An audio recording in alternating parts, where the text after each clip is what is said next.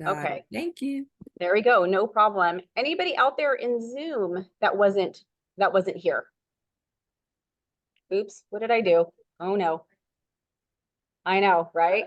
Technology is not my thing, clearly. Okay, I'm gonna take that as a no. So we're gonna go ahead and get started.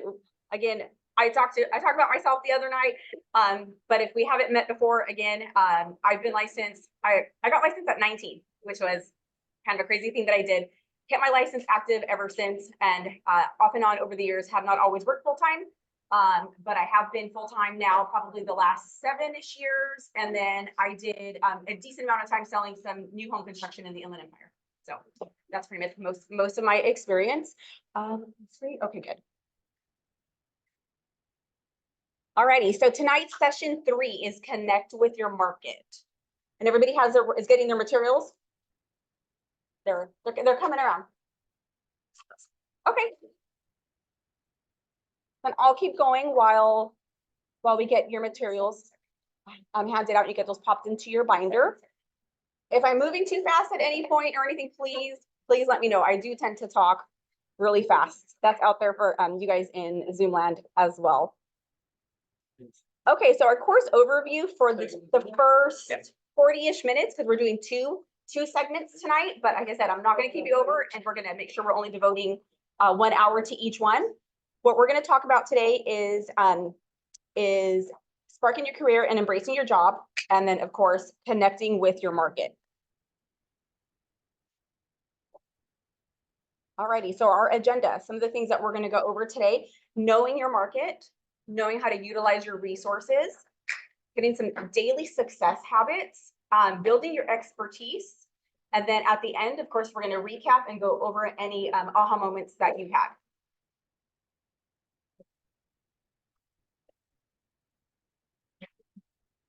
Alrighty, let me actually minimize. I'm going to need to minimize this a little bit, so hope I don't lose you guys. Oops, sorry about that. There we go. So here's the truth. If it has been done in another market, it can be done in your market. Once it has been done, no matter where, it's just a matter of finding out how that can be possible in your world.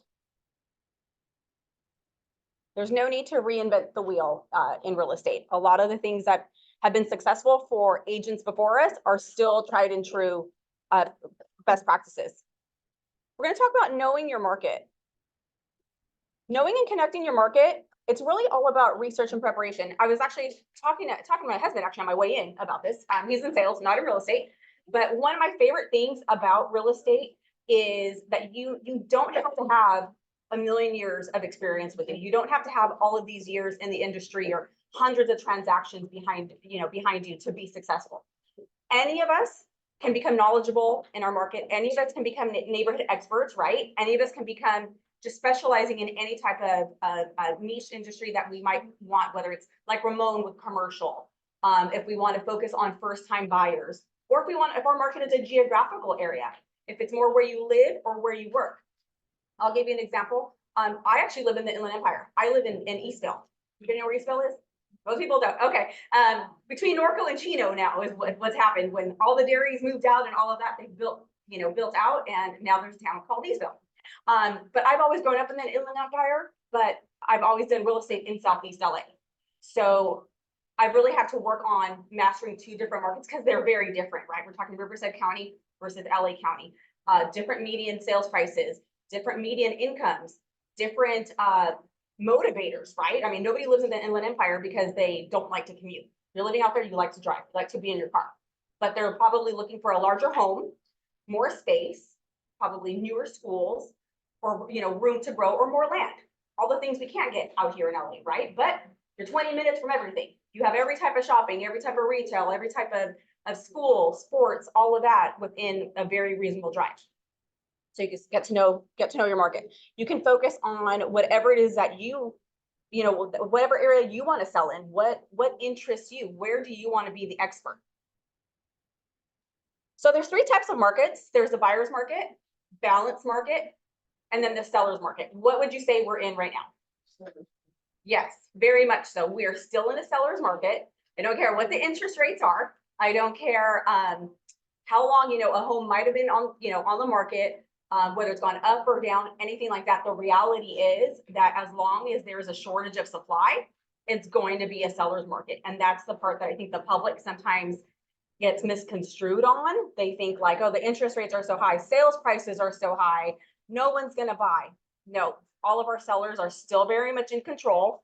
If you listen on Monday mornings to Brandy's market update, she'll give you the percentage too. I know I would say at least the last 4 weeks, Orange County keeps coming out stronger and stronger and stronger in shorter days on market, days or sale prices over asking, because the demand is very high and the supply continues to be lower and lower in Orange County every week. So if you're already listening at 10 a.m., exactly, the prices keep going up for that same reason. Exactly. It's a pretty situation for Orange County.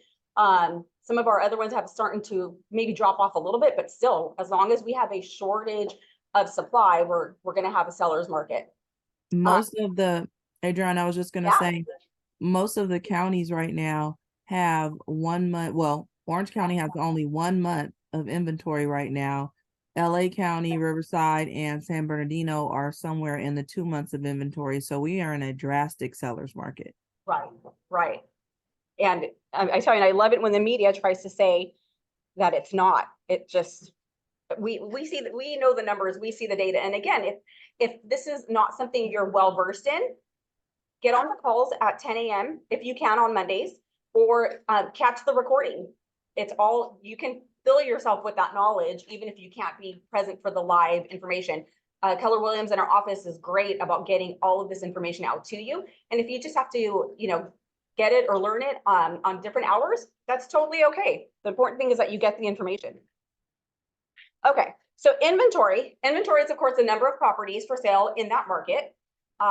If you don't know the number of inventory in your market, let's make that your homework, maybe over the weekend or on Monday, by Monday on Brandy's call. You want to know what is the inventory in your market and how big is your market too.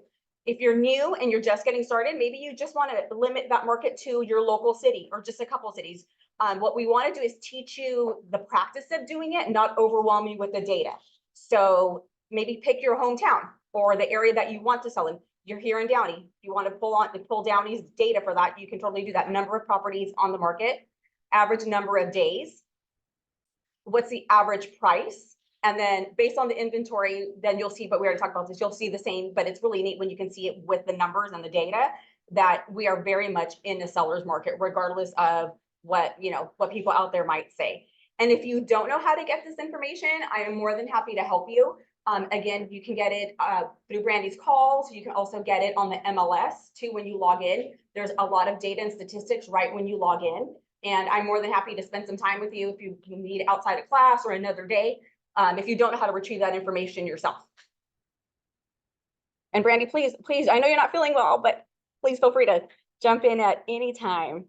Thank you. You're doing great. Thanks.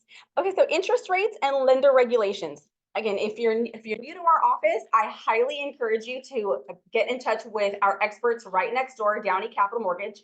They can share that information for you. It's there. It's a text away. They're more than happy to add you to their list. They can send you weekly interest rates, any type of emails, anything like that. If you're new to our business, I highly recommend that you make a lender partner, and they can keep you informed of all of the latest programs that are coming out.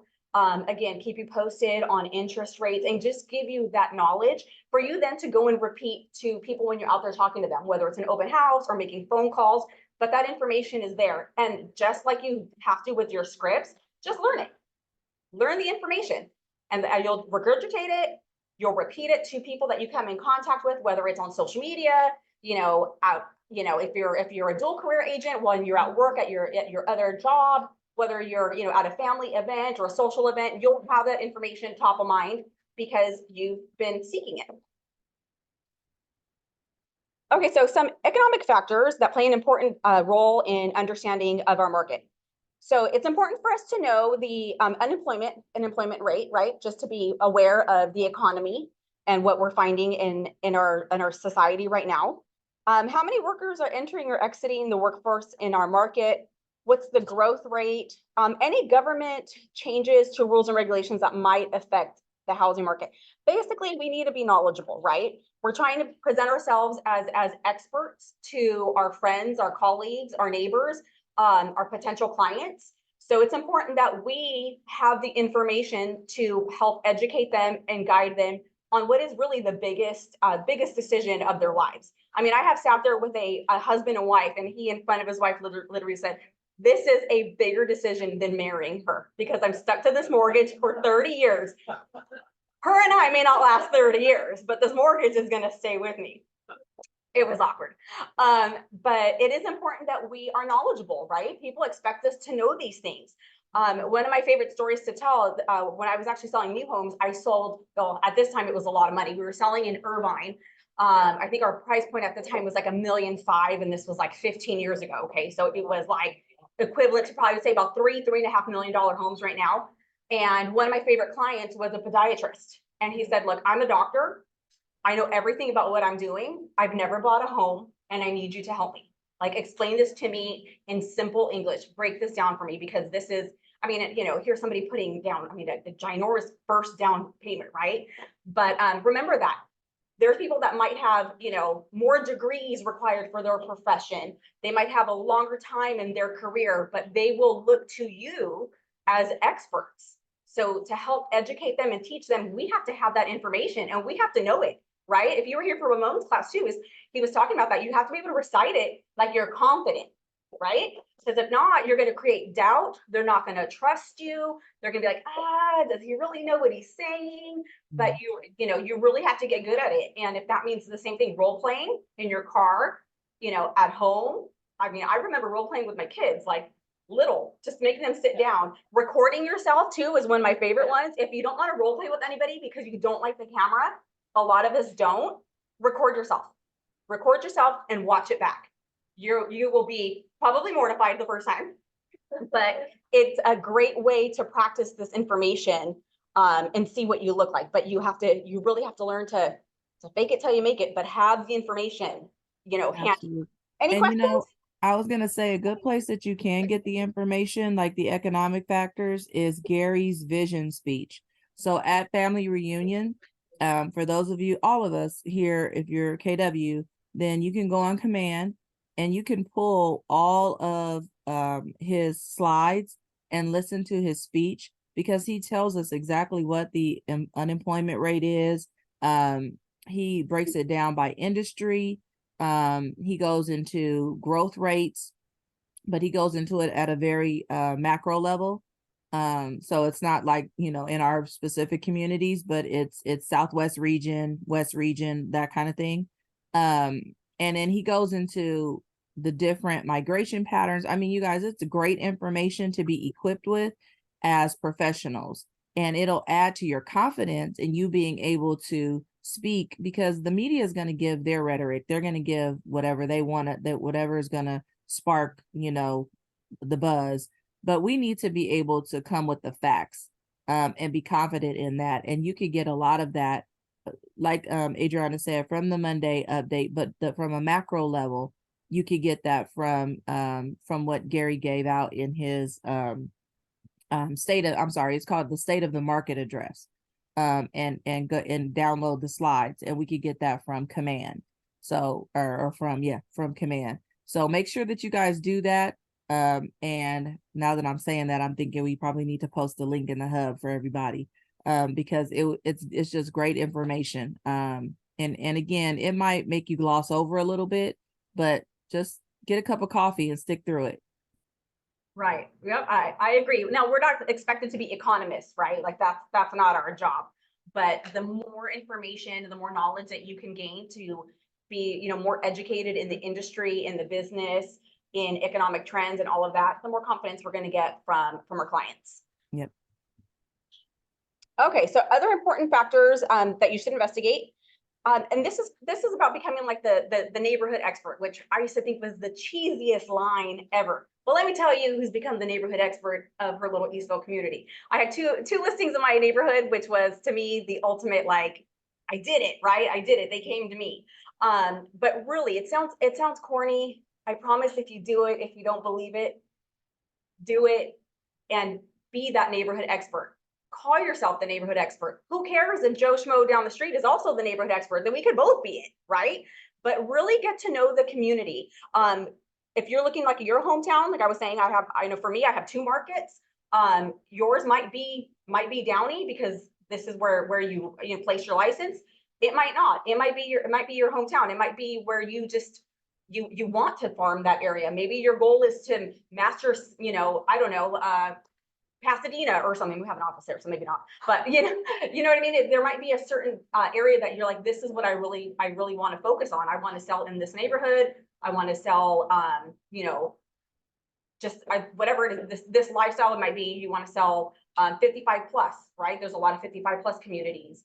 You want to sell near golf courses. I mean, whatever it is, really find out about the neighborhood. Find out about nearby shops and restaurants.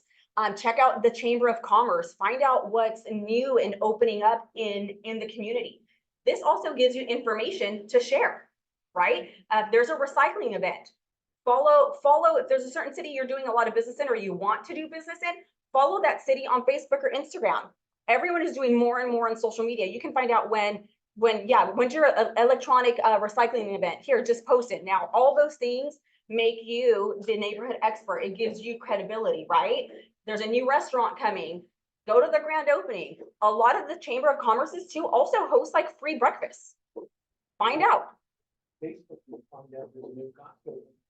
See, all of that kind of stuff gives you credibility. Like, oh, they really know what's going on in Downey. Oh wow, I didn't know about that, but I saw this, on this Facebook page. And all of these things are subliminally being kind of ingrained in your sphere's minds that you know what's going on. You're on top of it, right? If you're on top of the stores opening or what's going on, politically in your city, things like that, they're like, well, this is who I want to list my house when the time comes because he's on it, right? All of these things. Any ahas besides that I talk too fast? No? Anyone? We're good? Yeah, a lot of it is logical, common sense. I love what Brandy was talking about on Tuesday. It's simple, not easy. And it is.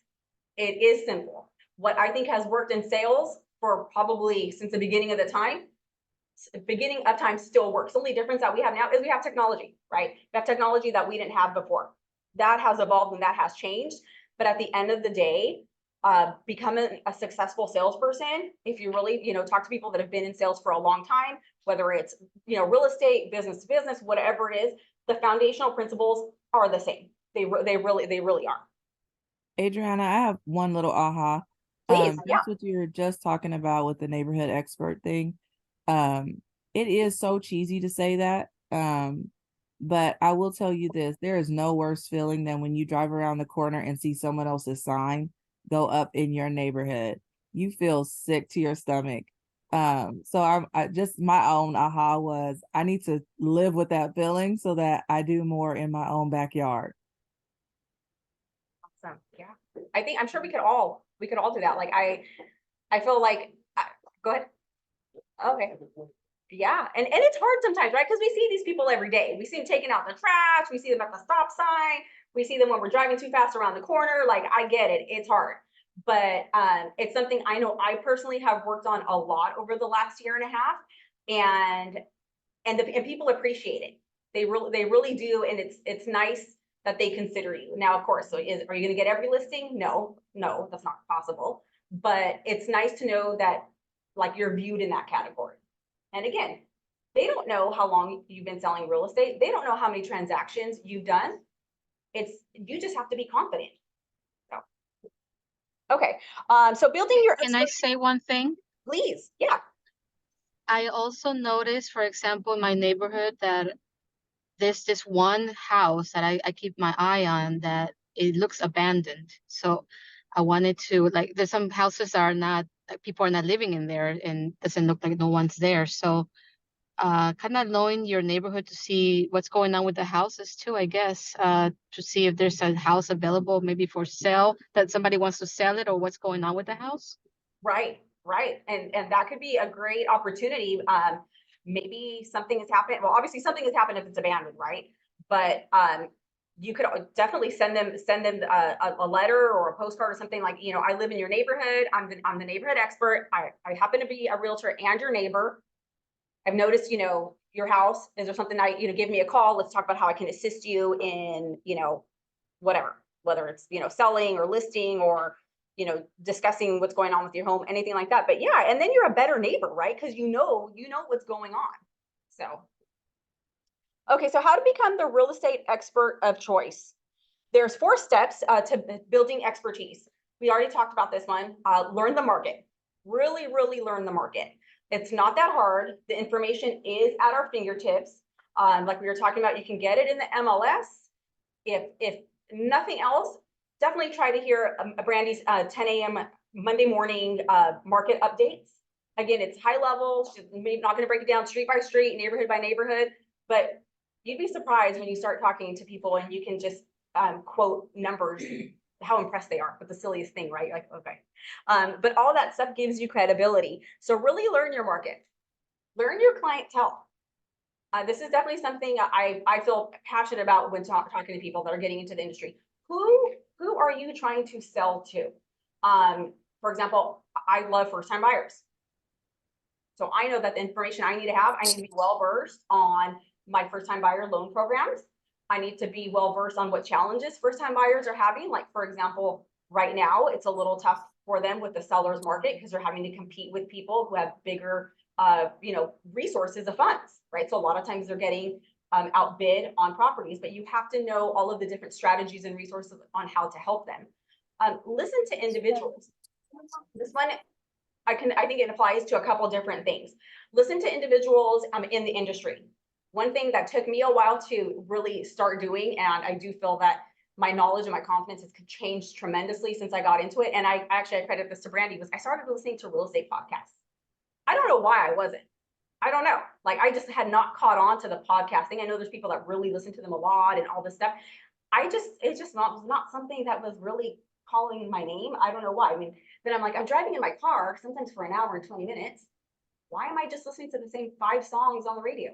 Why am I not using this time to gain information, to listen to, you know, the Millionaire Real Estate Agent on my way in? Why am I not feeding my brain? Instead, I'm listening to the same 3 Taylor Swift songs on the way in. And that's just, so find these opportunities to learn that knowledge. Again, in your car. I have a high schooler who doesn't drive yet. So a lot of times I'm waiting in a parking lot. All of those kinds of things, you know, I always try to have my iPad with me and charged. There's something I can be doing, even if it's 15, 20 minutes, but just being more productive with time. Even if you're a dual agent. I really speak to you guys if you guys are, because I've been a dual agent. Sometimes I feel like I'm still a dual agent now because I have a really busy family life. But you can do all of these things. It's just managing your time blocking and managing your time. Maybe somebody only has 15 minutes a day to do it. Somebody else might have an hour, but we all can make the time. And then keep your headlines in context. This one, especially these days, right? We're all going to go broke. We're all going to lose our jobs. There aren't going to be realtors anymore. Like, don't do that. Don't feed into that. Make sure you're following, you know, true industry related professionals. Brandy's great at letting you know who to follow on Instagram, you know, where to get information, all of that. She's really added to my tools on who to follow and where to get realistic economic information and real estate data. Any questions? Anybody? We're good? Make sure my time. Okay. Okay, so learn the market.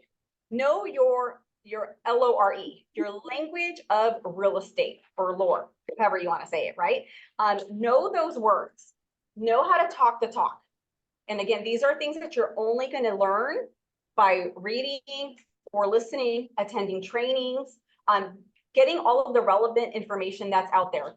You have to really just submerge yourself in it, especially if you're new to the industry, right? Know your business. Notice changes over time in your personal business as well.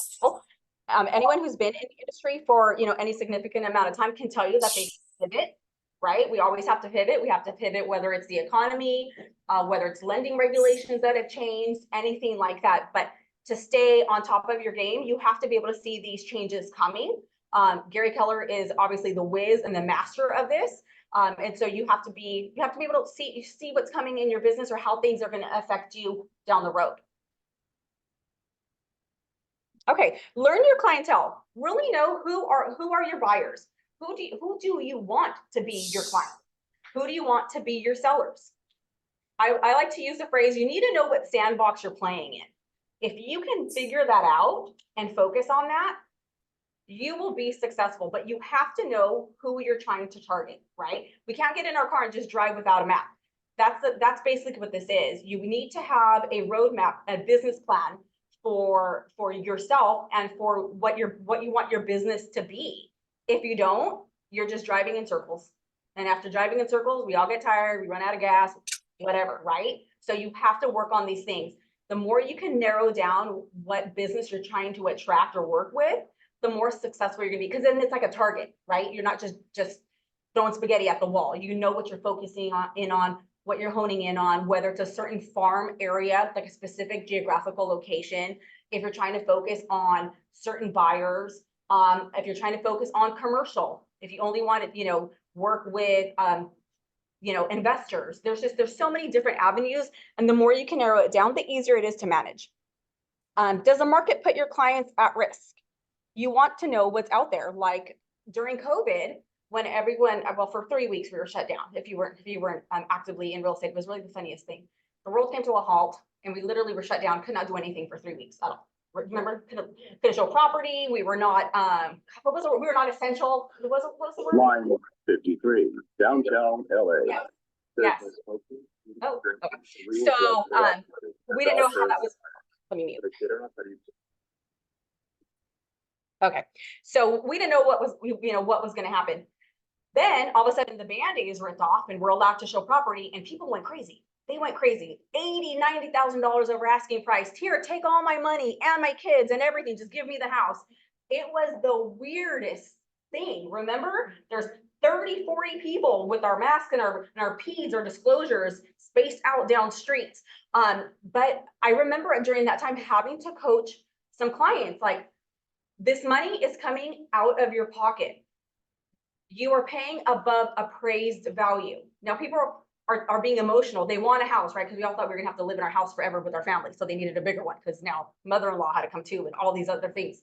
Driving emotions, like, no, I need you to look at this, calmly and from a financial standpoint. Do you really want to liquidate that for this house?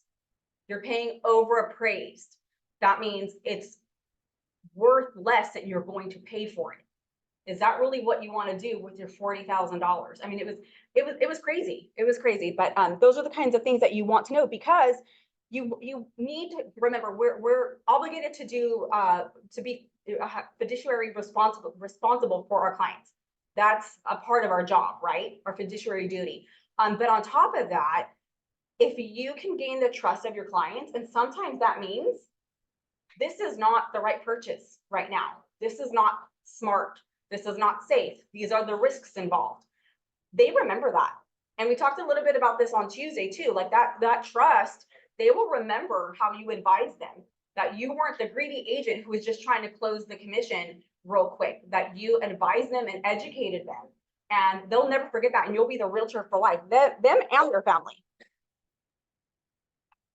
Okay, so listen to individuals. Take a grassroots approach. Real estate is interesting. I know people in different, purple bricks and all these different technologies have come out at times that we thought was going to be the end of the realtor. But the reality is it's such a personal decision. It is such a huge investment. I don't know that we will ever be able to take the human element out of real estate, right? This isn't a car. It's a house and it's a home. And those things people can't put prices on. And for that reason, I think they will always need and want a person involved in the transaction, an expert, somebody to walk them off the ledge, right? Somebody to encourage them, listen to them. I mean, if you've sold even one, had one transaction, that you turned into a part-time therapist, right? Like, yeah, I mean, and think about the reasons why people sell too. Sometimes they're really heavy situations. Sometimes there are negative situations that have happened in families. And We're there to walk them through all of the emotions. Learn where your sphere gets their information.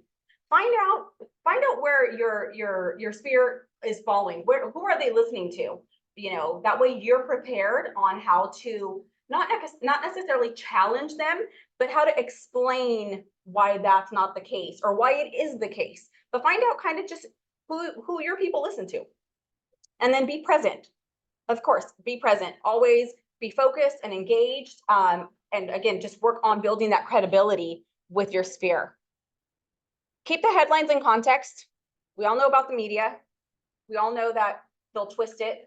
You can use data different ways, all of these things. And this is why we have to be empowered and educated so that we can explain to them what that really means, right? When people are like, oh, agents now have to, you know, or when they're like, oh, well, now, well, at least for California, where they say now agents weren't sharing their commissions, or we weren't disclosing that you could negotiate that. Well, our California listing agreement is different than some other states. So in California, it was explained in different ways, not as vague at all as it was in other states. So you need to know if they're listening to, you know, news and information, or the family member where real estate is done differently, their opinion is going to be different. We have to know those things. And then of course, know your numbers. It all goes back again to just information and knowledge and knowing the data. Okay, so utilizing your resources. Use your KW apps to connect with your market. Again, we have all of the tools here to give you that information. Attend the trainings. So many things are available online. Just about everything I think we have right now accessible, Brandy, online, except some of the tech trainings, because the best way to learn tech is obviously being in person with your laptop. But there's just so many places where you can get information. You can pull your own. So much of it is at your fingertips, like with the KW app. If you haven't met with Eileen to go over how to use, or Martha, where'd Martha go? Oh, her phone rang.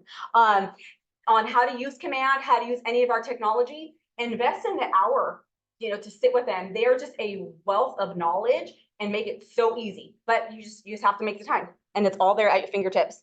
And I think going back to what you said about, we have not only Command but Connect. If you use KW Connect with it, which is really the educational tool, you can, I mean, you guys, that is like YouTube for KW agents.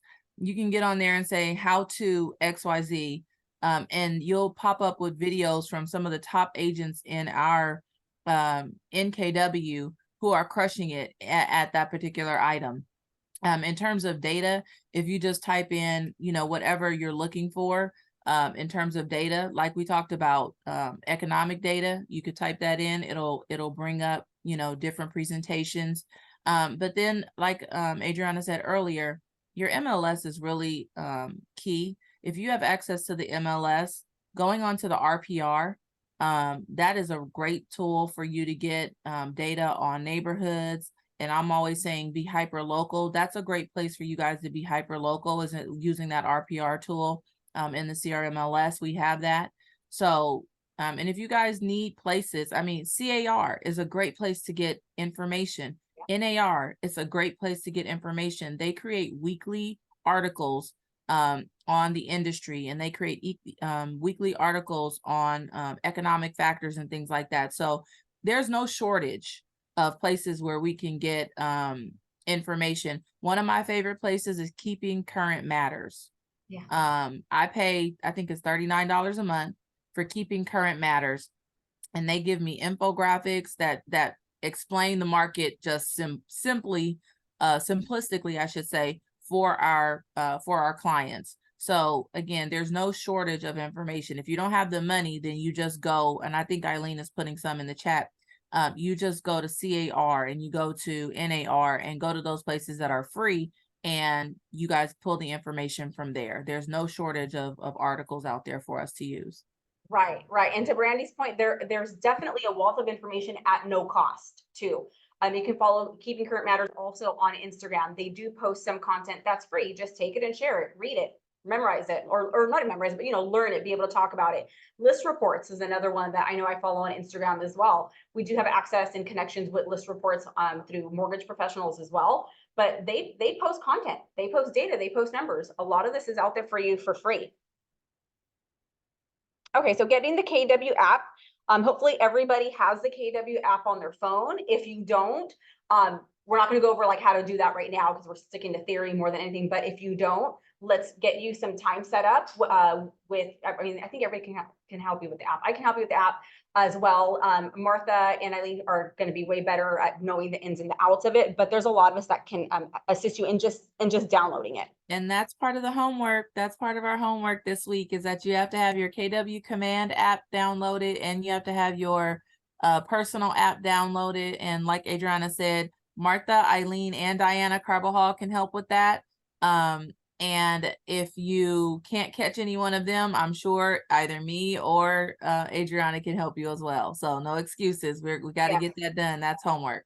Absolutely. Having that on your phone is going to be so helpful.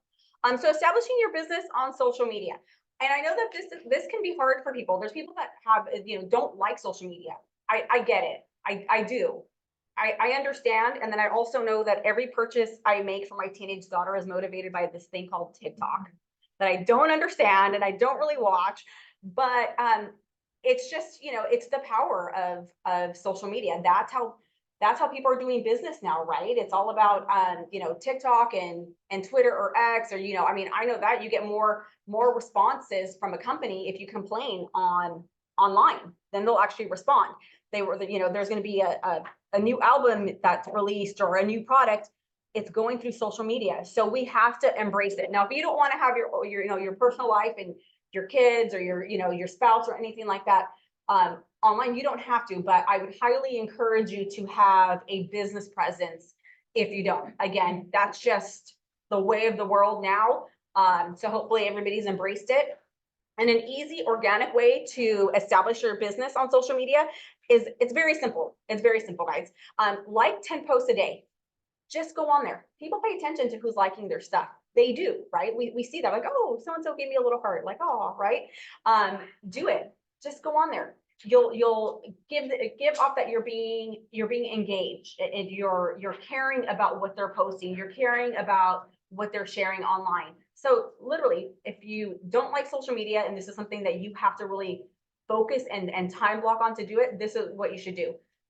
Go on Facebook, Instagram, whatever it is that you use, and like 10 other posts, not your own, because I see that sometimes too. Like 10 other posts a day. Write 5 comments. Comment on 5 people's different posts. Oh, awesome! Looks like your Easter was great. Whatever. You're getting out there. You're showing them that you care, that you're seeing their posts. You're going to be, again, it's kind of being subliminally, right, in our sphere's mind. Then they're like, oh, so-and-so always likes my stuff, or she remembered this, and I'm going to remember her now when something comes up real estate related. And then send 1 direct message a day. I know one task that I had for myself was, so I think a lot of you already know, especially if you know me personally, I have a daughter who's a competitive cheerleader, like very competitive. So I had the goal. I've known all these cheer families for, gosh, since she was 4. She's 16 now, and very few of them were in my database. Why? Because I was embarrassed to ask them. I felt like, I don't want to be too salesy. But no, it's okay. I know what I'm doing. I know that I can be a valuable resource to them. I know that at some point they're going to need my expertise, and I just had to change my mindset. I had to stop thinking that I was going to come off salesy or like, oh, like this MLM person trying to sell them something. No. What? So the direct message is to somebody who's watching your post, or is it a message that for everybody that reads off of your Facebook business page? So that would be to somebody directly, and there could be a couple. Yes, and that could be, if you're trying to build more your rapport with them is what you're trying to do. And that can be something, if you don't have anything else and you just want to send them a message, you could always just say, hey Susan, saw your post. Gosh, the grandkids are getting so big. Just wanted to let you know I'm now with Keller Williams Downey. If you happen to know anybody looking to buy or sell, please send them my way. It could be something super easy as that. Or it could even be, this is why you want to have the market and the industry trends top of mind.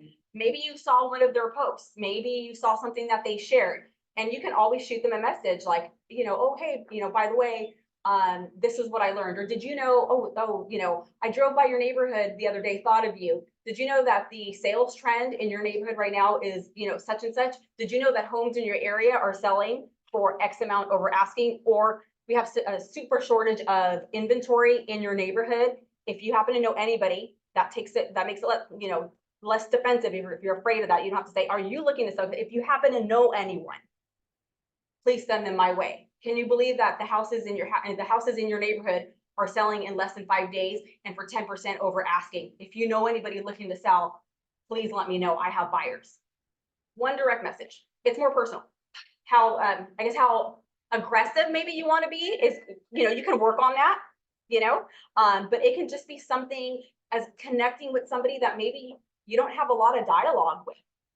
And you're kind of trying to feed that relationship a little bit more. Maybe you really don't have any interaction with, somebody you graduated from high school 30 years ago.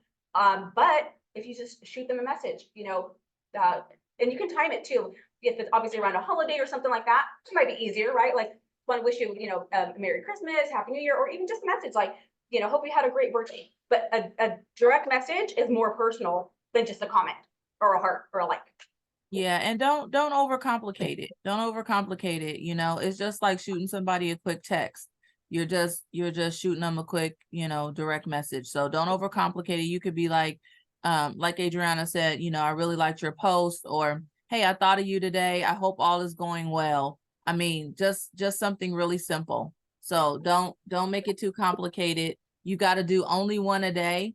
And so if you've got some people in your database that if you see them on social media all the time and they're always commenting on everybody else's stuff, that means they're a connector. They're a person who likes to be out there. And that means that once they find out that you're a realtor and they have some trust in you, if they already know you, like you, but they don't know you as a realtor, once they trust you as a realtor, they'll be putting your name out there. And so you want to build rapport with those people, kind of build your hit list and start putting them in a group of people that you want to build deeper relationship with. For the sake of building that relationship, but also for the sake of promoting your business, because that they're that kind of person. They're that connector, that promoter. Yeah, yep. Absolutely. Okay, so, that actually puts us right on time. Kind of time that better myself. On moving on to the next session.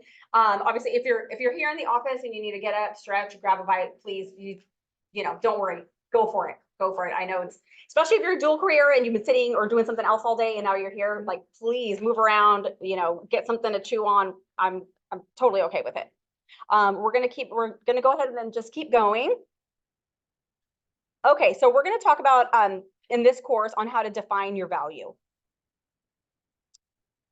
Just move my little screen over so I can read. Okay, so your value proposition. So your value proposition is a unique and memorable persuasive statement, okay? What you're trying to point out is what is the true value of working with you? Now, I know for me, I toyed with this a lot at the beginning, like, okay, my value proposition, is that my mission statement? No. And is that my slogan? No, it's neither. It's what value are you bringing, okay? And it can be very easy. Or for some people, the value proposition, they really don't even have to think about it. Like, I'll give you an example of one that comes to me. A lot of sometimes if it's people are easy to tie themselves to something. For example, there could be a military veteran. For them, their value proposition could be that they are a veteran and an expert in VA loans or relocation. That was an easy one. We all can't be that though. I know one that I use a lot. One that I use a lot in my marketing is I'll say, I'm a second generation realtor. What does that really mean? It just means that my dad's a realtor, but it sounds good, right? And they think, okay, now there's double knowledge on it because there's kind of in a way people think, okay, well now I have two people looking at my stuff, sort of. But again, it's just finding one for yourself, and it doesn't have to be hard. And not everyone's going to have an easy one to come up with, but that's okay. But if you're in real estate and you have a license, there's something that you can contribute. You can be, the most, in why, like, if you can make it real easy. If you're struggling with coming up with one, let me know. I'd be more than happy to work with you on it. But basically look at it as, what do I bring and how can I help someone? And that can be, again, come from a variety of different sources. Maybe you're bilingual. That could be your value proposition. Maybe you are, I saw one at a conference. I was like a women's networking thing that I attended a couple weeks ago. Her value proposition, because she was attending and I was too, and I was like, well, how many realtors do we need, right? But I went on her Instagram, and her whole marketing piece and everything is, she is the teacher's realtor. Okay? She can have the teachers, because I don't know all the teacher programs. Like, we can definitely both be there and add value at this event, because she has a whole different focus. So just think about what can you bring, to that. Do you have is this a second or third career for you? I have my certification in probate. Oh. Because I'm an administrator in the probate estate, and it just kind of, I know the stuff. Yeah, no, that's perfect. And sometimes, yeah, just take a look at your own life.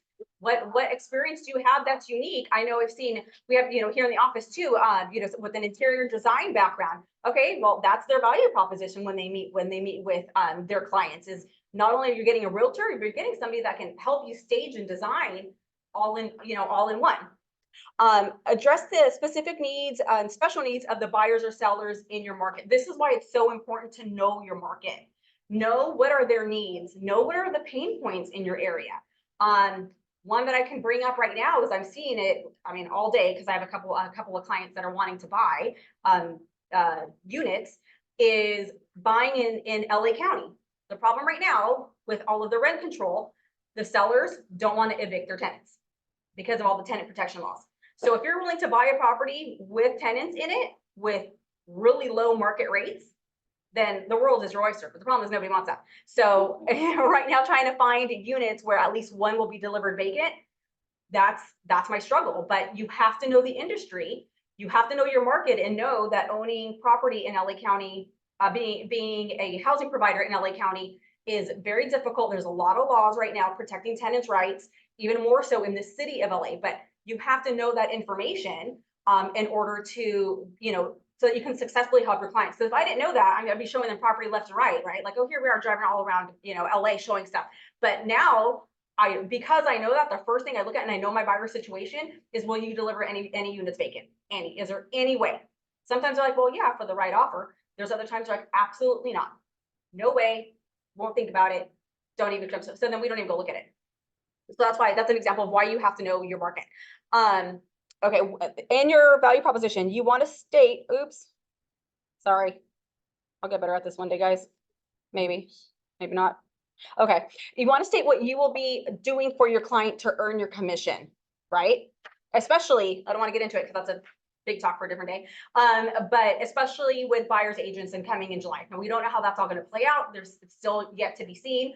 But if anything, we do have to be prepared to show our value even more. Okay. And then your value proposition is going to hold you accountable. It's going to hold you accountable to your own high standards, right? I think one other thing I was thinking about on my way in today is, when realtors leave the industry or when they're frustrated, I feel like a lot of times it's because we haven't done the things that we would do if this was any other kind of business. We fail to run our business like a business. And every successful business out there, Google, Uber, Airbnb, Gucci, I don't know, whatever, right? Any business, they know what they stand for. It's fine luxury goods. It's, we get you to your destination safely, so you don't have to worry about it. Whatever it is, think of the different companies. What their mission statement, what their value proposition is. You don't probably even know their slogan or could sing along to it, right? On the commercial. So you have to treat your own business that same way, right? That way you can convey that to your public. Okay, so top agents can easily explain what services they will provide to anyone who hires them. Exactly what we just talked about. You have to know what you can offer your clients, and you have to be able to say it very naturally and convincingly. You do. That doesn't mean, again, like we talked about, that doesn't mean that you have to have had 100 transactions under your belt or doing real estate for the last 35 years. No, you could be brand new but you should know absolutely what you offer, what your value proposition is, what you can contribute, and be able to say it confidently. Okay, so benefits of your value proposition. I feel like this is repetitive. So it's helping your clients understand your value and your expertise that we talked about. You know, I'm a veteran. I'm a relocation expert. I worked with active duty military families, you know, from South Carolina to Texas to California. I mean, that works for some people. I mentioned the teacher. She's doing amazing. It's a second career for her. You know, she's so far into teaching, she's not going to walk away from all the benefits if she, you know, stays her tenure there. But she's able to help her colleagues, let's be honest, they're her coworkers, right? Because they know her value and expertise. She's a teacher. She knows probably what they make, ballpark, without having to, you know, really tell them. She knows what the struggles are. She's going to know off the bat that a lot of teachers don't get 12 paychecks a year, right? They get 9 or 12, depending on whatever they negotiate with their district. So there's just information that this realtor, the teacher's realtor, brings to the table, but they know her value proposition. And then it helps build strong and trusting relationships. Like we talked about, getting in the car and not knowing where you're going and just going in circles. Again, if you can identify your value proposition, if you can identify what client or what market you want to work with, you're going to be more successful. You're going to hit that target more often than if you're just trying to reach everybody and anybody, because that's hard. I mean, will you eventually get something that pops? Of course you will. But if you focus on either a specific area, a specific industry, the more you can narrow down your funnel of what you want to focus on, the more you're going to hit a target and faster. Any questions? No? Okay. It's like Brandy talked like the hit list, and business to business sales. A lot of times they have literally targets, right? Like, these are my 10 companies I'm going after. These are the 20 companies I'm trying to get. All of that. We have to do that, but in a different way, because we're obviously not selling a product. You know, we're trying to build a relationship first, but the more you can narrow that down, then the more direction you will have, more focus. Okay. Oh, funny. Okay. Yeah. So the value proposition examples. So I talked about Airbnb. So Airbnb creates to create a world where anyone can belong anywhere, providing healthy travel that is local, authentic, diverse, inclusive, and sustainable. We probably don't know that obviously off the top of our heads because it's not their slogan, right? But that's their value proposition. Grammarly. Great writing simplified. Compose bold, clear, mistake-free writing with Grammarly's AI-powered writing assistant. QuickBooks. Send invoices in minutes and get paid 2 days faster. I mean, who doesn't want to cut down on their time and get paid faster, right? So that's what we're doing with our value proposition. What is our strength able to help our clients with? And again, if you can't think of one off the top of your head, let's sit down and let's talk about it. I promise you, you have one. Like you were saying, if you've been an executor of an estate, that brings a skill set that a lot of people don't have, that they haven't been through. Just look at your own career, look at the industry that you're in, or some life events like that you've walked in those shoes. You can help others going through the same thing. Okay, connect to your value. So KW and market center value, your fiduciary, and then being a market expert. Okay, so at the market center's value, you have access to tons of knowledge and tons of experience. We're over 200,000 agents worldwide. If you're not logging in, if you're not taking advantage of these resources, please do. You'd be amazed how much is out there, even in like the agent referral network. If you get into Command, all this is out there for you.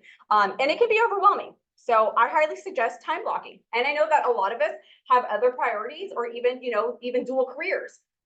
Make the time. Hey, 15 minutes a day, instead of just scrolling or watching TV or whatever it is I'm doing, I'm gonna make 15 minutes a day to go online, go into Connect, go into Command, play around, or listen, like I said, listen to my podcast, anything like that. As a fiduciary, we talked about this. I can point you to reputable resources for service providers. Okay, you want to be able to have a referral network. I actually, a few months ago, came across an amazing agent. I was a buyer's agent. She was a listing agent. But this lady impressed me with her referral network. I mean, it was like, what do you need? Right here. Yeah, I got it. Like, and all of her vendors were top notch. And I got to see their work, right? Because I was representing the buyer. It was an older home. It had a lot of repairs that were needed. And they agreed to most of them. And I saved all her vendors. The property was in Canyon Lake, Lake Elsinore-ish area, like behind Lake Elsinore. It's a private community. But I'm like, I don't have vendors this far down the 15. So I'm gonna save every single one of them because I might need them. And the reality is if they are doing business in Lake Elsinore, they'll probably come to Corona and Eastville. Like they can be a resource for me. Absolutely. So you want to know those things. Financial advisors. I thought this was really smart. So one of my farms is obviously my neighborhood. And I got a call the other day and it was a financial advisor that lives like by the park down the street. And I thought that was great. He said, hey, I'm giving you a call. I got your postcard. Wanted to see if we could actually set up some time. My office is based in Orange County. I work here, from home in Eastville. Ended up realizing that, like I said, we're just like on opposite ends of the park. And, he wants to get together and connect. So maybe we could do some co-branding, some, type of thing. Because transactions come up where these people need these resources. I know we mentioned this in one of the, I'm trying to think which meeting it was we had recently. So I'm sorry if you've heard the story before, but sometimes our transactions are out of tragedies, right? Unfortunately. And people need to know how to reinvest that money smartly, or how to put that money away in, aggressive interest-bearing accounts, or there's court orders that say that they have to do X, Y, and Z with their proceeds. So the bigger network that you can have, the more professionals like that you have in your back pocket, the better service you'll be able to offer your clients. Okay, what matters to buyers and sellers? So for buyers, their goal is to find the best home at the best price at the right time with the least number of problems, right? Like, of course. For sellers, their goal is to always net the most amount of money, right? It's rare that you hear a seller like, I don't care, I just want to sell it to the right family, not the highest price. In the shortest amount of time, also with the least number of problems. So there's definitely, things that are parallel in both of their motivations, right? Least number of problems is one for everybody.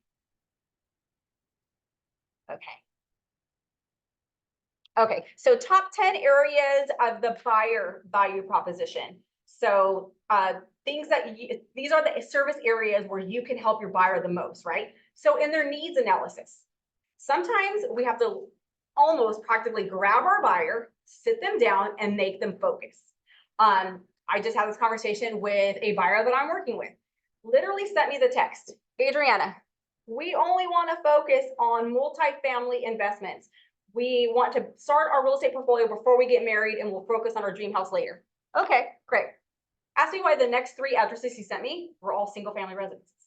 I'm like, hey, I thought we just talked about and what you wanted to do, and you guys wanted to focus on multifamily. Here I am sending you multifamily and calling on multifamily, and here they are clearly still looking at single family. So let's just make sure that we get on the same page, right?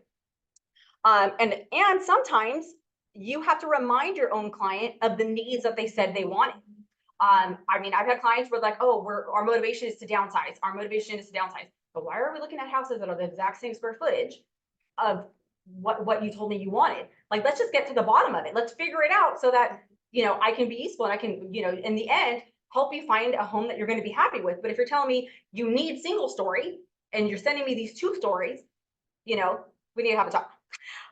Pre-qualification or pre-approval. Gosh, this is so hard.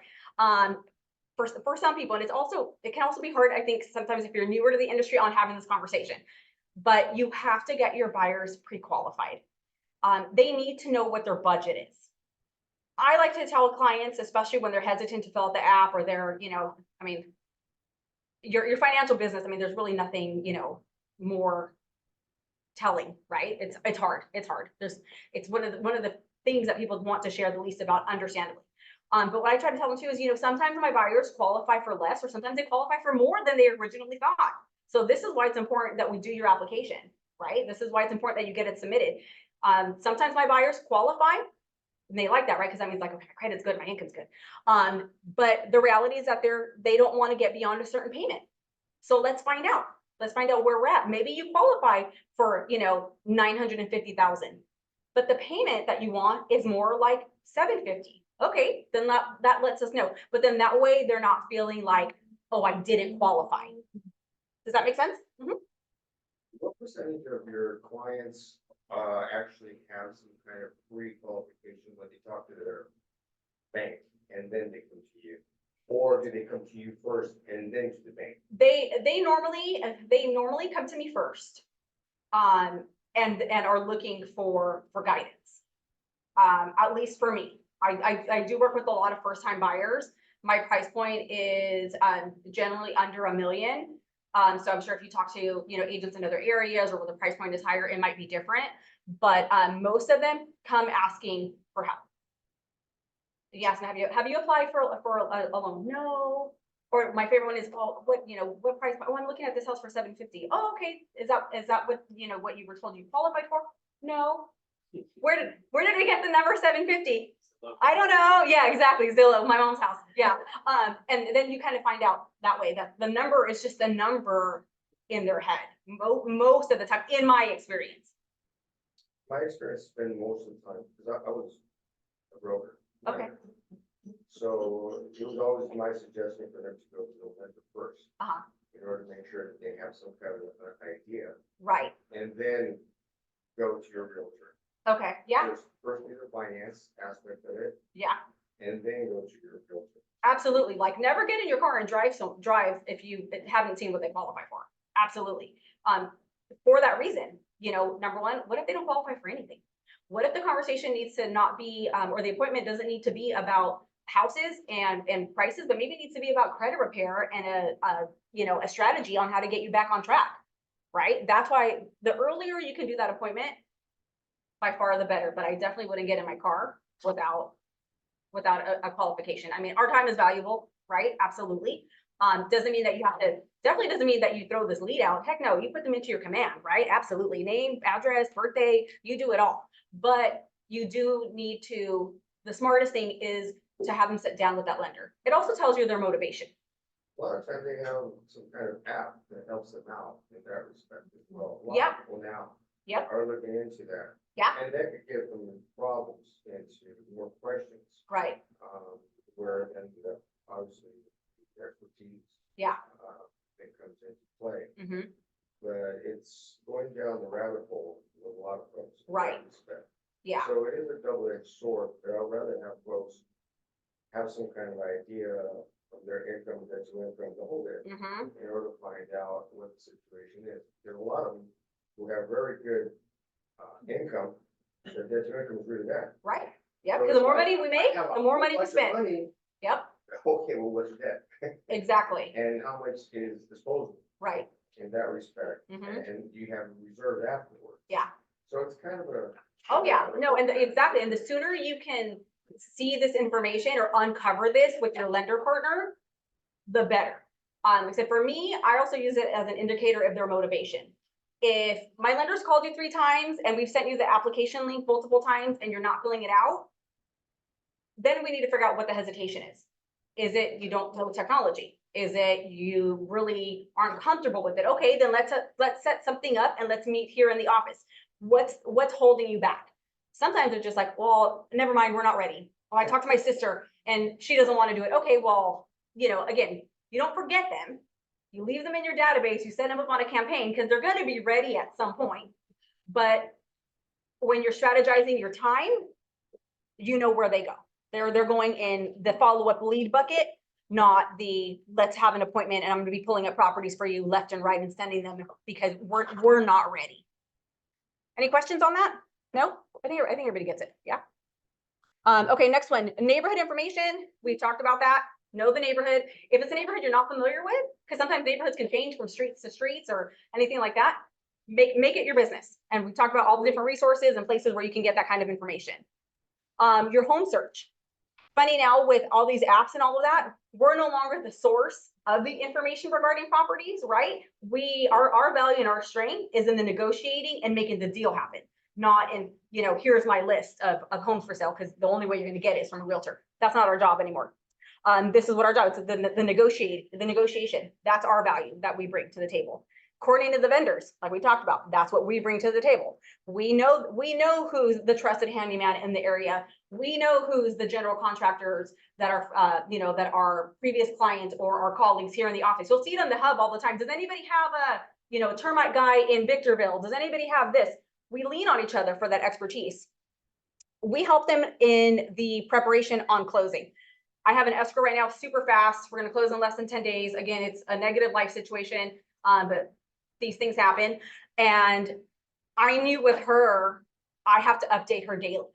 She has so much going on personally, which, like I said, is what's triggered this transaction, that the best thing I can do is literally text her every morning and every night. This is what happened today. These are the goals that we did. This is what you need to do next. And I have to remind her in the morning sometimes of what I just reminded her at night, because there's a lot going on. There's a lot going on. So my goal is to keep it as easy, explain to her, make sure she understands, because right when our emotions are high, sometimes we're not thinking straight, or we only hear every other word. So that's my focus. Okay, you said our main value now is negotiating, what else? And vendor coordination. Well, these things, the negotiation, helping them with vendors, whether it's providing them, right, the 3 different home inspection companies that are reputable in our area, letting them pick, but offering them options, and then explaining to them what the next steps are in preparing for their close. Whether this is a buyer, so that it would be like that. Okay, the next, like today, the last text I had with her is, the next call is going to come from a 951 phone number. It's going to be your mobile notary. She knows she's coming to your work. When she gets to your work, you will sign everything that you're going to need to sign in order for us to close. I already let them know. I already let escrow know that I have the original death certificate that they're going to have to record. So the notary knows not to get them. She asked me for it. Let her know escrow is going to have it. And that's what I have to do. I have to walk her through it. And that right now, that's the value that I'm giving her. You know, I'm holding her hand. I'm wiping tears, and I'm explaining step by step what's happening in very simple terms. It's a very simple transaction real estate wise, but this is not something she does every day. This is not something she's ever been through. And honestly, even if she had, because of the circumstance, she can't think straight. And sometimes that's not to be morbid, but you know, that's the value that I'm able to bring right now to her. And next, the closing. There's people that literally, you know, have, again, we talk about it's not even about economic status or what your W-2 says. There's people that have sold and bought a lot of houses, and there's people that have bought very few. They've lived in one house their entire life, and it was the home they were raised in. I mean, real estate is so amazing because of that, right? But there's people that don't know what to do when you close. They literally don't know. They don't know that you have to change the utilities in their, you know, into your name. I've had that happen. They're like, hey, how come, you know, the previous buyer never took the trash out of their name, and now a deed or a lien was placed on my client's property.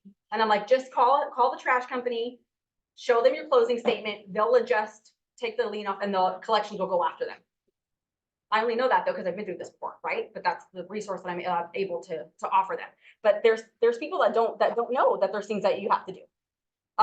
Little things. There's people that don't know to forward their mail or how to forward. I mean, the more resource, even if it seems super basic. I mean, I know I have a sheet like on a Google Doc of, you know, steps to do. Sometimes I have it saved by city as well too, because the water company could be different, right? It could be the trash companies are usually different cities to cities, things like that. But the more information you can give them, even if it's like the 800 number for Edison, unless you're City of LA, most of us can find or Google the 800 number for Edison, but it's just the more you give them, the more they appreciate it. And then post-closing, one of my favorite activities, beginning of the year activities, is to mail out closing statements to all of my clients, because they all lose it. You tell them save it for tax purposes, I promise you they won't find it. They won't. So when you're able to send it to them, it costs a stamp. You already have it saved. Just print out a copy and mail it. It's an awesome way to check in with them.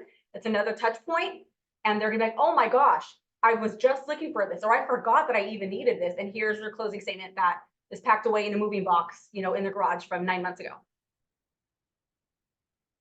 Okay, seller propositions. Okay, I'm gonna try to go fast. I'm not gonna keep you guys here after 8. Actually, I have to pick up my daughter, but that's okay. So seller proposition, again, very similar. They're the same things, and that's what we want you to see. It's the needs analysis, right? Why do they have to sell? Why are we doing this? We can't go up and down the stairs anymore. We are empty nesters now. We're pregnant with triplets. I mean, all these things you have to know, right? You also have to know the pricing strategy, making sure you're pricing it right, and that they understand. helping getting the property ready. Some people don't know how to prepare their property for sale.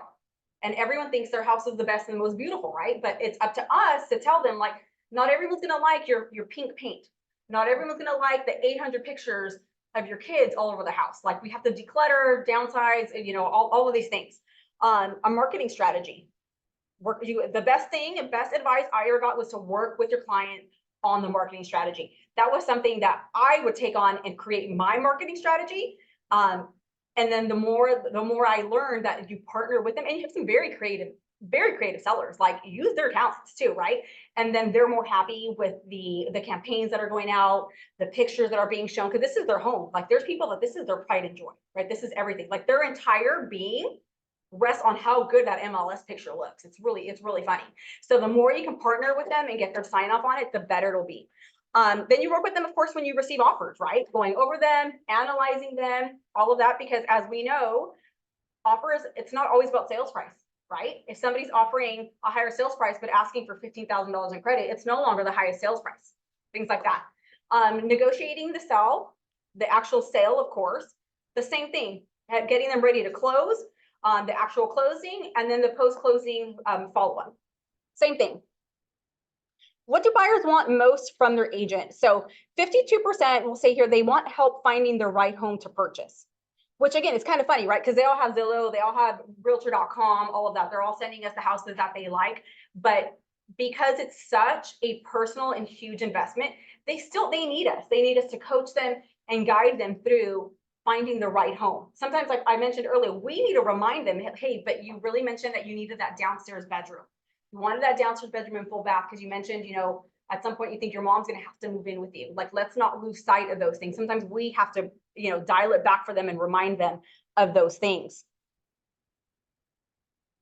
Okay, factors buyers value when choosing an agent. 44% is the reputation. Okay, reputation of the agent. And you build your reputation on what you project and how you treat people. So I always remind you of that. And you'll cross paths with all kinds of people, of course, agents and leads. And you just always want to do the right thing because you never know when you're going to cross paths with them again. Reputations can be hard to change.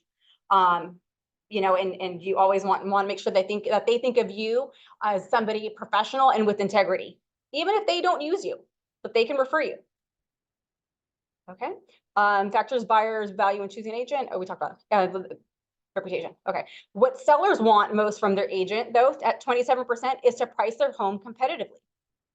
It's hard, and it's not always our fault, right? Especially when the market can be a little volatile. But they want to feel that their pricing strategy was right? Every once in a while, yes, you'll get a transaction where they know it's the eyesore, they need to get rid of it, all of that, but that's not the norm. And a close, oh, sorry, that was 27% was, oh, my blues are kind of matching. Okay, 21 is the pricing competitively. The 27 blue, I wonder if those numbers are actually wrong. Yeah, but see, that blue actually matches more of the 16. I know, but these are all good to point out of what sellers want from their agent, right? They want to market the home, of course. They want their home sold within a specific time frame. Most people have a time frame, right? It's motivated by something, a job that's waiting for them. I need to sell my home during the summer so I can get my kids into the new school district. There's usually a time frame. Most people are not like, oh, I don't care what my house sells. No, there's usually a motivation of time.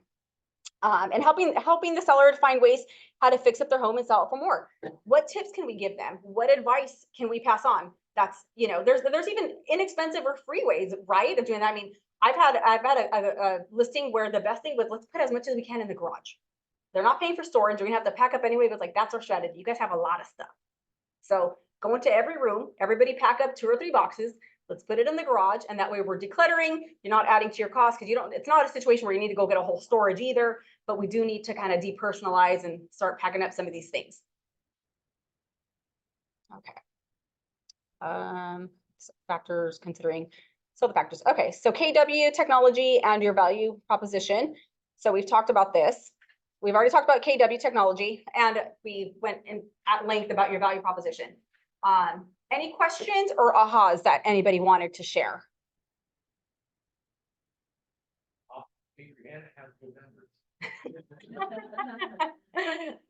Yes. Take a while to find them though. Trust me, I have a list of bad ones twice as long. Okay, so we are talking about defining your value proposition. Wait, this is repeating itself. We already did this. Knowledge, attitudes, skills, and beliefs. I think this actually repeated. Okay, so we'll go to the homework. Yeah, that repeated itself. So we want to work on our value proposition. I'll just touch back on it just in case this was supposed to be at the end. So number one, remember to get that value proposition. If you're struggling on how to find one, know your knowledge, attitudes, skills, or beliefs, or your experiences that make you qualified to be a great real estate agent. I have a son who's in college and he's going to finish. Well, he has no choice. He has to finish his degree. He's halfway through, but he wants to be a real estate agent, right? I know, I'm like, why? It's okay. My dad said the same thing about me, right? And he has a business major with a sports management minor. So what I told him, what you need to do, your goal for the next 10 years is to build your database and your sphere of your peers. Some of them are going to go into big sports management jobs, right? And manage athletes in, big lucrative contracts, things like that. Some of them are just going to, they're going to go into different avenues, owning their own training facilities or, things like that. But your goal is to keep those contacts, grow that database, because at some point they're going to buy a house. Now, it's not going to be in 2 years when they first graduate from school. It's not. But that's where you build your database. That could be your expertise. You could be the realtor for, sports professionals. We actually have at KW a sports and entertainment vertical. That's what they focus on, just like we have like the luxury vertical, things like that. You can find what it is in your experiences, your talents, previous career, anything like that, that can be your value. The second one, transform the value and provide the value of KW and your market center into benefits for your clients. Think of the tools and the resources that we have that benefit your clients. They not only benefit you, but also benefit them. I mean, even within our office, I'll give you one that we just started. That's awesome. Like I shared that just this week. Every week we get an email regarding what are the newest listings in our office specifically, so that we can work together and partner within our own office and get you what just hit the market the most recently in the Downey area. And then build your value proposition statement. Work on it. And again, if you need help, let me know. We can talk about it. It doesn't have to be, don't overcomplicate it. It doesn't have to be. Again, some people's could be very specialized because of their previous experience or career, but it could also be very, very simple. Okay, so back to your homework. We talked about adding 5 to 10 contacts daily to Command or whatever it is you use. I mean, if you have Command, I hope you're using it. If you're not using it because you don't know how, that can be solved very quickly. But your database is truly your lifeline. And you're going to hear it and you're going to hear it and you're going to hear it. But only a very small percentage of people will actually, walk the walk on that one. But I promise you, your database is what will give you longevity. It is what will keep you in this business. You'll be shocked at how you connect with what might have seemed like the most insignificant contact at the moment. 5 to 10 contacts per day. For some people, that's like a daunting number. Like I don't even talk to that many people like in a week. How am I going to add 5 to 10? Think of out of the box areas. Maybe there's a listing that you saw. Pick one. Maybe you don't even know where it's at, but it's in Downey. Okay. Pick that listing, get it from the email on Monday, look at, at the screens and add 5 or 10 people that are neighbors.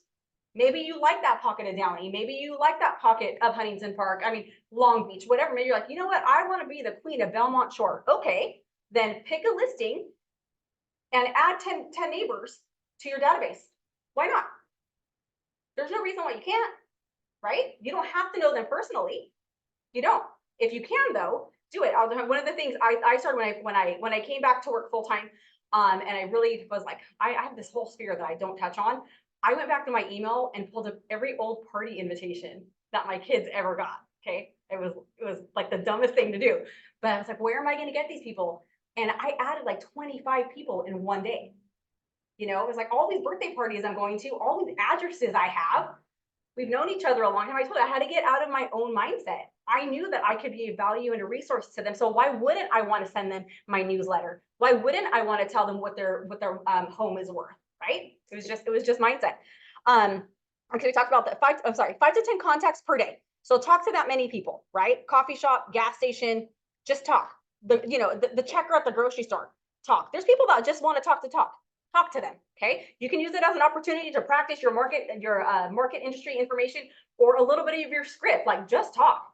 And then add those contacts to your database. And like I said, if you don't have like just a very organic way of adding those contacts, that's okay. There's other ways we can talk about. And if you don't know how to get addresses and information, I'm more than happy to help you.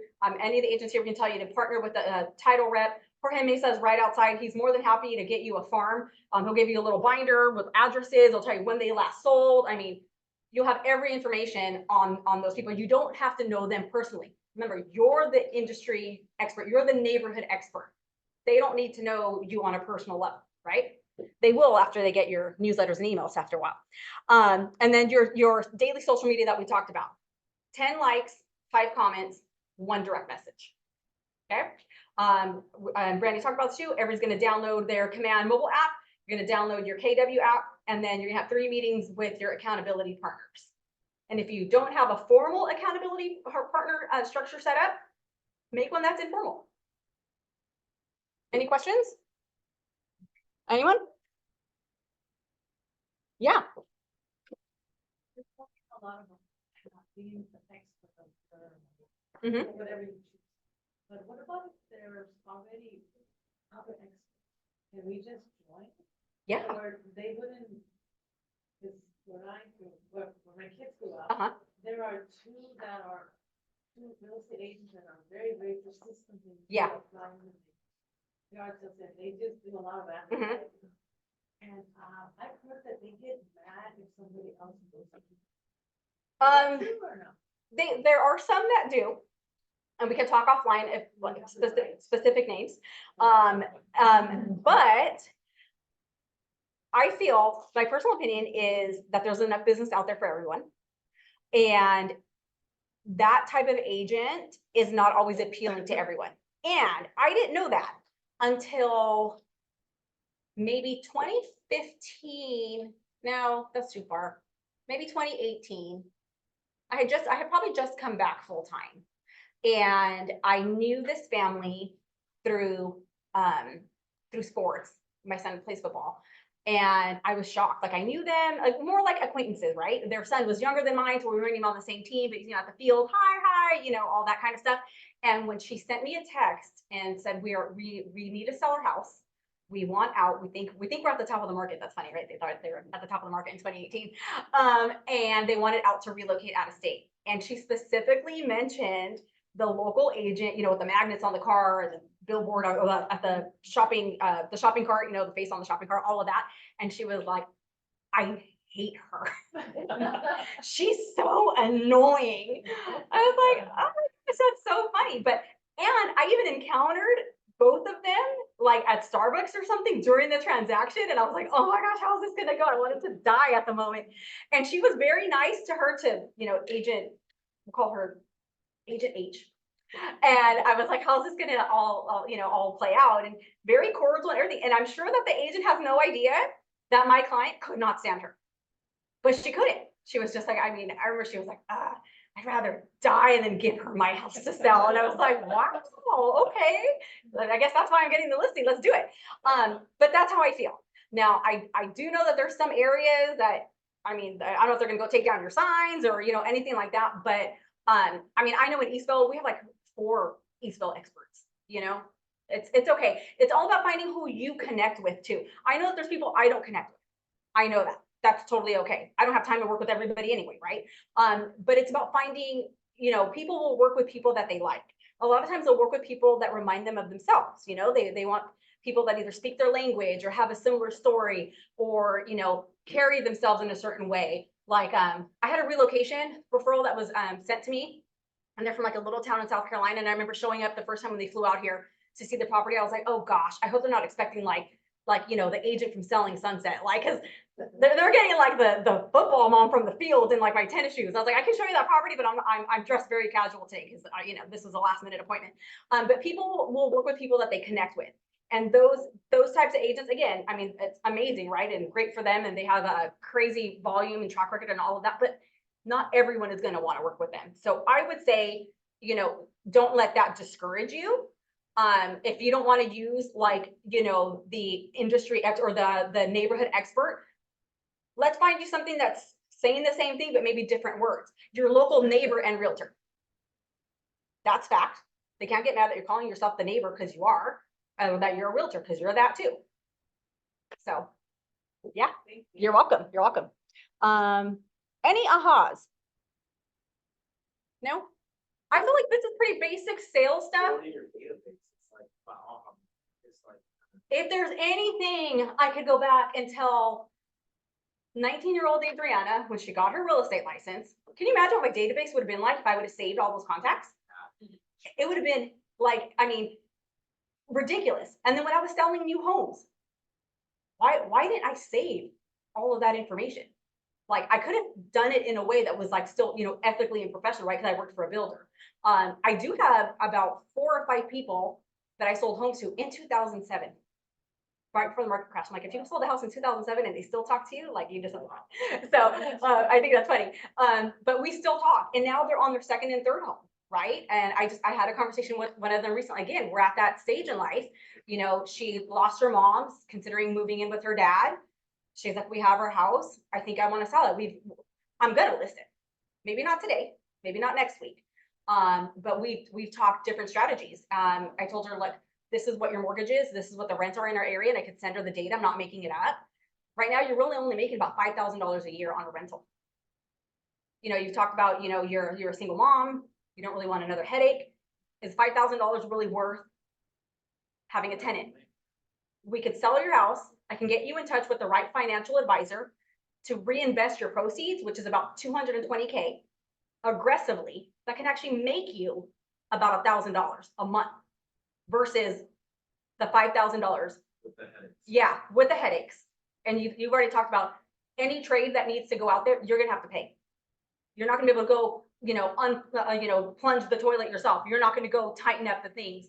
And now you have a new role too, as kind of a caregiver now to your dad. You know, companion more, not caregiver, but companion. So what's that worth you? But you know, I'm fortunate to have those tools, right? That could just be like, hey, well, I mean, the way I talk to her, it's like, you know, hey girl, this is what I would do. I'll be honest with you. I don't know, but that's where you'll find your relationships with people and how to connect with them. And that's okay. Well, you know, what works for you may not work for me. What worked for me may not work for you, but that's okay. Cause I truly wholeheartedly believe that there's enough business out there for everybody. There is. And agents have seasons too, right? Life happens to us too. Sometimes we take a step back and we're kind of, you know, not, you know, on it every day because life has happened or health or, you know, things. It's just everywhere. So you can be there. If that other agent has to dial back because things do happen, you know, you're there and you could be next up. So yeah, don't let anything like that discourage you. Okay, so we talked about the success system, your daily success system. You want to track again this would be like your daily checklist, right? And if we don't, well, you have this in your book. I would suggest to make copies of it or take a screenshot, or you know, you'll get so good at this that maybe at the end of the day you'll just have a little post-it in the corner of yourself. But how many conversations? Your goal was 10. How many did you really have? And don't lie. If you're lying, you're only lying to yourself. I promise. You're not lying to me. You're not lying to Brandy. You're not lying to Ed, our broker. It's really about yourself. How many conversations did you have? Some days you're going to get the 10. Some days I get it too, depending on your commitments and your obligations. You might only get to 2 or 3. Some days you might be at a family party or a wedding and you might have 15 to 20, right? Just because, and be excited about it, right? Like, oh, I'm in real estate. I'm at KW Downey. It is the best environment. I mean, it's just, we are collaborating and selling houses left and right. I mean, whatever, right? But you believe it. How many contacts did you add? Again, how many contacts? If you have another job, maybe you can't do 10 daily. Maybe Saturday mornings you block out, you know, from 8 to 9:30 and you add 30 contacts, 40 contacts to your database, right? How many handwritten notes?